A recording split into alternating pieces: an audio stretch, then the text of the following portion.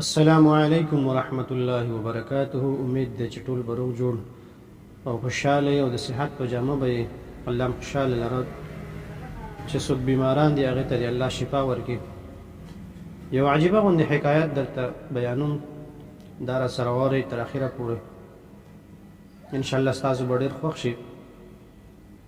نبی علیه السلام مبارک سره د اصحابو چې کله خیبر فتح کنو کوم مال غنیمت چې ورته میلاو شو، په هغې کې یو خر هم هغې ته میلاو شوی چې د رنګ نه تورو او یو ځای ته تړلی شوی. نبی علیه السلام مبارک او صحابه چې کله هغې ته خر میلاو شو نو هغې را د هغه ځای نه راکولاو کو.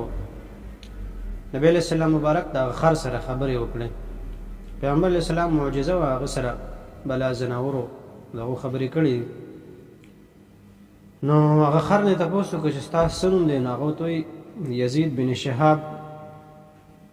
نبی علیه السلام مبارک سره خبرې کولې. د هغه خر وایي چې یاره زمونږ په نسل کې تقریبا 60 یعنې 80 خره دي تېر شوي دي، او هر یو خر باندې ځان له یو پیغمبر چې کوم دی نه سورلي کړې ده، او زمونږ د نسل نه وایي زه اخرنی خر یم، او زما امید دی چې په ما باندې به تاسو سورلي کوئ ځکه چې تاسو هم اخري پیغمبر یې. وایي زه د یو یهودي په ملکیت کې وم، او هغه یهودي به وایي زه ډېر وهلم ټکولم به او خوراک به یې هم نه راکاو. چې کله به په ما سورلي کوله نو وایي ما به داسې لتې وهلې نو هغه به مې د خپل ځان نه غورځاو چې په ما باندې دې سورلي ونه کړي. نبی علیه السلام مبارک چې دا خبرې واورېدې نو هغو ته فرمایي چې د نن نه پس به ستاسو نوم یعفور وي. یعفور نوم باندې بیا مشهور و. هغه نبی علیه السلام مبارک ځان سره مدینې منورې ته بوت. نو چې کله به پیغمبر علیه السلام مبارک چاته به ضرورت راغی، یو اصحابي ته به ضرورت راغی، نو اخر به ولیږه، نو دی به لاړ او دروازه به ورته په سر باندې وټکوله، داسې به ووهله. نو هغه اصحابي به راووت، نو وایي چې داسې اشاره غوندې به یې وکړله، پوهېږي به چې هغه اصحابي چېرې پیغمبر علیه السلام مبارک جوړما غواړي. نو هغه اصحابي به راغی، نبي علیه السلام مبارک سره به میلاو شي، څه کار به هغه به وکړو.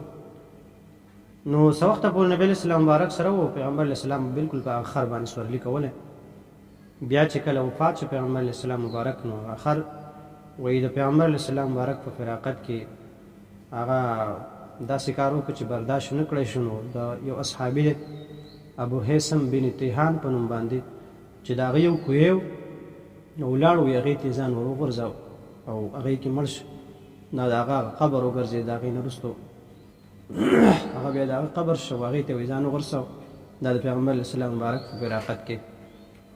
نو دا یو عجیبه غوندې قصه ده. که چېرې ستاسو بعضې خلک داسې وایي چې یاره د دې څه دلیل وغیره، نو دا په الخصائص الکبرا جلد نمبر 2 کې په صفحه نمبر 133 باندې د ابن عساکر په حوالې سره هغه ذکر کړې ده. نور هم تاسو کتلی شي، ګوګل کې وګورئ، انشاءالله تاسو ته به میلاو شي. السلام علیکم ورحمة الله وبرکاته.